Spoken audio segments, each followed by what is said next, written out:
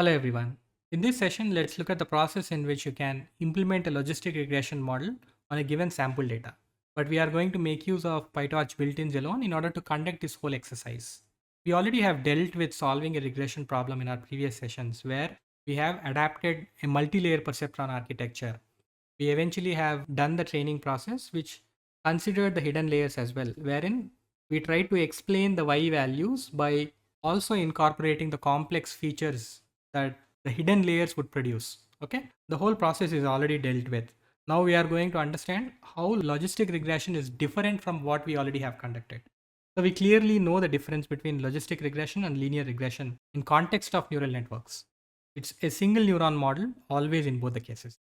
But the difference between linear and logistic regression in context of neural networks is the kind of activation function that you are applying.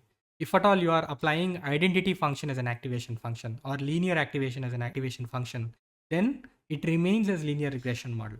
If the activation function is a sigmoid function, then it turns out to be a logistic regression since your predicted y values or yi hats are now bounded within the range of 0 to 1, which can be analogous to your predicted probability values. Okay, and whatever inputs that it's receiving from the preceding layer are now undergoing through a linear transformation, which is given by W transpose X plus B. And this is your Z value. This here you are passing through a particular sigmoid function. The sigmoid function basically generates the values that are bound in between 0 to 1. And obviously your f of z is going to be 1 by 1 plus e to the power of minus z, since it's a sigmoid function. This generates the values which are bound in between 0 to 1. So we are now going to implement this whole architecture where you have only one layer, which is output layer, comprising of one neuron, which receives inputs from its preceding input layer, right? It takes on a linear transformation and passes through your sigmoid function so as to generate your probabilities. So that's the whole exercise that we are going to implement in Pytorch now. So here I have imported all the necessary libraries, torch.nn, torch.optim, in order to create the model as well as the optimizer objects. I also have imported NumPy and Matplotlib and also imported datasets module specific to scikit-learn library because I'm going to make use of one of the datasets that I can load from datasets module for conducting this whole exercise. Train test split is used to split the data into train and test datasets. Finally, standard scaler is used to do the standardization process. And you know how important it is to normalize or standardize the given X data. Okay, especially when you are creating neural network models. Cool. So I'm going to make use of this datasets.load underscore rest cancer in order to load my X and Y data. Or probably I can first create a container object, call it as BC data. Once BC underscore data is created, a reference dot data and dot target. I'm assigning this to X and Y. So dot data is actually referencing all the X data that's available to you. This is a NumPy array. And whatever data that you are having for all of the X variables is now stored in capital X. This is an object again. This is a NumPy array object. You can always check the type of this particular object that we have created. This is a NumPy array. And the number of dimensions here is going to be 2 dimensions. This is a 2-dimensional NumPy array for now. So we can also explore the different attributes that you can access from this particular container object. You can check the description of the data set. You can also check the feature names of your X data. You can also check the names of your target. So there are multiple other attributes that you can reference by using this particular container object. Okay. I just wanted to provide an overview on what all different attributes that you can access and how we are actually creating X and Y data here. So once we create your X and Y data, we now need to partition our X data and Y data into train and test sets. So train test split function is going to help us do the data partitioning. So this is the data partitioning step. Let me write a comment stating that it's data partitioning. Yeah, train test split function expects X and Y data as well as the test size here. The test size I'm providing it as 0.25. So 25% of data I'm planning to allocate to the test set here, and random state I'm providing an arbitrary value. So this is to reproduce the samples for X train and X test on multiple runs of the same statement. So I just don't want to lose observations that are considered for train and test sets on multiple runs. Let's say that if I am changing this particular random state to some other value, then on the next run I might have completely different set of observations that are part of my train when compared to test set here. So that's the part about the reproducibility that I'm currently talking about. So this gets unpacked into xtrain, xtest, ytrain, and ytest here. You can always go about checking the size and shape of it, shape of xtrain and shape of xtest, as well as ytrain here. So this gives us an insight on the number of observations and number of variables that are present within your X data. So there are 426 observations that are categorized to train and 143 observations that are part of X test here. There are 30 variables that are present within your complete X data. So now there are 30 different inputs that your particular neuron would receive. There is one bias term associated. Again, when you do the linear transformation, the bias term also is accounted to it. Okay. Since we have got a fair understanding on the number of observations and the number of variables or columns that are present within your data, now let us look at standardizing this given data by making use of standard scalar. So standard scalar is a class. So I'm going to instantiate this class first. The object, I'm calling it as scalar. I'm going to do fit transform onto X data, onto X train data. We never do fit transform on X test data. We only do transform on X test data. Okay. So this fit transform is going to help us not only create the model object, it's also going to help us standardize the X train data as a whole. So fit transform X train is going to standardize the complete X train data for me, and scalar dot transform is going to apply the scalar object onto X test. So the standardization is not being done based on X test. The standardization, that's the mean and standard deviation values, are computed only based on X train data. But once we create the object, in this particular step, we are creating or updating this object to be more precise. So we use this particular object and apply it onto the test set so as to standardize the complete X test data here. Once the data standardization is done, we now move on to actually building the model. Like we are now moving on to model building phase. So before we actually start off model building phase, we also would want to convert all of these NumPy arrays into tensor objects. So all of these should be two-dimensional tensors. If you look at ytrain, this is still a one-dimensional NumPy array. We also would need to convert this to a two-dimensional tensor object. From NumPy, torch.from NumPy is a function that we can make use of in order to convert this particular NumPy array into a tensor object. While converting, I'm also changing the type of it to float32. Okay. So now I'm re-updating this xtrain. The same step I'm conducting for xtest, ytrain, as well as ytest. So now I copy this xtest here, paste it here. Also change this particular one-dimensional NumPy array into one-dimensional tensor object. Similarly for ytest. Since we clearly know ytrain and ytest are one-dimensional tensor objects, I would want to convert them to two-dimensional objects. So ytrain dot reshape, and as a first argument, I am going to provide the length of ytrain because I observe so many number of observations in my y data, right? And the number of columns should be one because we only are explaining about one single variable here. Same is the case with ytest. So ytest dot reshape length of ytest, comma 1. I'm reassigning this to ytrain, ytest respectively. So once we convert all of these NumPy arrays, so this is small typo here. Okay, this dot reshape. Okay, once we convert all of these NumPy arrays into tensor objects, now we start creating our model.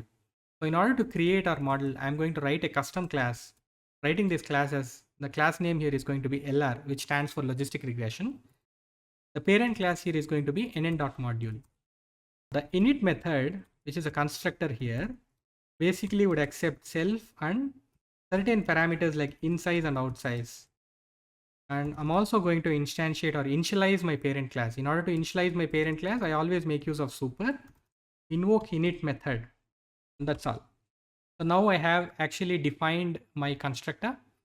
So wherein I have necessarily provided the parameters that I'm expecting while creating this particular object specific to this class. That is insize and outsize. Insize will be the number of variables that I'm observing in train data. Outsize here is always going to be 1 since this is a single neuron model where I'm expecting only one output to be produced. Okay.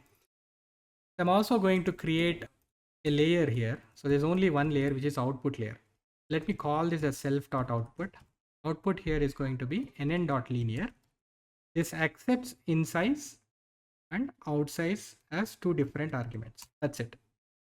Now let's implement the forward pass by defining a new method called forward, which expects X data also, because whatever output neuron or output layer that you have takes in all the inputs from its preceding layer. It takes in all the inputs from its preceding layer. But once the linear transformation is done, I would want to pass this to a sigmoid function, which I can access by using torch.sigmoid. The resultant output is nothing but predictions. I'm going to return the predicted probability scores here. That's it. So now let me instantiate this particular class called LR by passing on the number of variables here, which I can derive from xtrain.shape. And then also outsize is going to be 1, which we are already aware of. Now the model object, I'm calling it as model. I can later go about using optim.sgd function in order to create the optimizer object as well. So the optimizer object expects model.parameters as one of the inputs, and LR, which is nothing but the learning rate, to be an arbitrary value for now. 10 to the power of minus 3 is a value that I'm currently providing here. Okay. We also would need to define the loss function. The loss function here is nothing but binary cross entropy loss. We know that for classification or a binary classification, we can make use of binary cross entropy loss, which is equivalent to log loss here. So once we define the model object, loss function, as well as optimizer object, now we can conduct this iterative for loop. There's a typo here, parameters. Okay. So now we can write this iterative for loop, wherein I am just trying to conduct 100 different epochs now. In every epoch, I am going to conduct a forward pass using model.forward and pass on the X data. X data here is going to be X train. Whatever predictions that it's generating, calling it as train preds now, I can compute the loss by using this loss function that we defined in the previous step. Provide the train predictions as one of the arguments and the actual Y train data as another argument. Call it as probably BCE loss or something. Calling it as BCE loss. And you can always reference what the loss is by invoking BCE loss.item here. But I'm not doing that now. Or I can capture what the loss is in every single epoch in a particular list that I can define before starting off this model building process. Can append whatever value that I'm observing in each epoch to this list that I have defined newly now. Okay. So once the loss is computed, we can also make use of this to compute the backward propagation. So backward propagation is where all the gradients are computed. So once all the gradients are computed, once the forward and backward passes are done, now you are going to make use of the optimizer object in order to update all the weights and biases by using this step function. Later, we are also going to zero out all the gradients that are computed in the previous iterations. I do not want to accumulate all the gradient values and inform Pytorch wrongly about the different gradients at different epochs that we are conducting. Okay. So let me run this whole statement. There's some problem here. It states that BC loss vals dot, it's not value, it should be append. Okay. So once this whole process is run, we now have these BC loss values that are captured. You always can inspect what the log loss values are that you have observed at different instances or that you have observed at different epochs that you have conducted. So instead of storing it as an object, I can store it as a value by using item. Okay, cool. Or probably let's rerun this whole thing right from the beginning so that your weights and biases are reinitialized properly again. Now you have the log loss being computed. So for whatever log loss value that you are currently observing for your train data, it's somewhere close to 0.519. So now I'm also trying to validate what is my log loss value or binary cross entropy loss that I can observe on my test data, right? For that, I would need to conduct a forward pass again by using test data here and call it as test predictions. Use these predicted probability scores compute what the loss is that you observe for your test data by providing the actual y values of your test set as well. I can call it as log loss underscore test. You can inspect what this log loss underscore test is. So this is 0.5158. If you observe the training loss, so this is your training loss, this is your testing loss. So the train loss and test loss that you are currently observing are pretty close to each other. So whatever model that you have created clearly is not an overfitted model, since there is no much of a deviation that I'm observing in between train and test losses that I have calculated. If there is a huge deviation in between them, then clearly there is some problem of overfitting that I need to rectify. There's some regularization that I need to apply to the existing neural network model that I have created. But that's not the case here. You always can validate this by performing k-fold cross validation. I'm giving free hand to you to actually enhance this particular code, to also implement that and make sure that whatever model object that you are creating is more robust enough for deployment. Okay. So we now have clearly created a logistic regression model wherein we try to create a custom class by making use of the preprocessed data, and we have created the model object, loss function, as well as the optimizer object. We made use of all of these three different objects in this particular iterative for loop, where we have captured the binary cross entropy loss at every single epoch, and the binary cross entropy loss values that we have captured at different epochs tend to reduce over the epochs that we have conducted. You can also capture what your epoch values are, or you can simply go about generating a particular plot by using plt.subplots function and creating a couple of objects, figure and axis objects. ax.plot range of 100. This indicates the epoch values on x-axis. On y-axis, you can observe nothing but the loss that we already have captured in BCE loss values. ax.set x label. The x label here is going to be what? It's going to be the epoch value. Also setting an arbitrary size of 14. That's the font size there. Set the y label to BCE loss, binary cross entropy loss. And finally, plt.show is going to print the plot for us. Now let us look at how the plot renders out to be.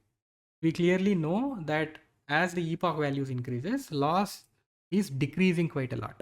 Okay, but we do not know what is the right value of epoch, what is the right value for number of epochs, and what is the right value for this eta parameter, which is a learning rate parameter.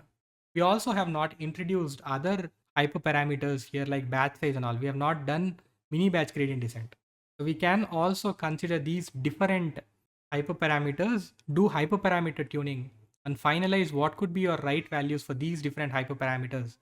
That's going to produce you a much more robust model. Much more robust model where you do not observe much of a deviation between your train and test loss values, and also you do not observe much of a deviation in the cross validation metrics that you have computed in your k-fold cross validation process.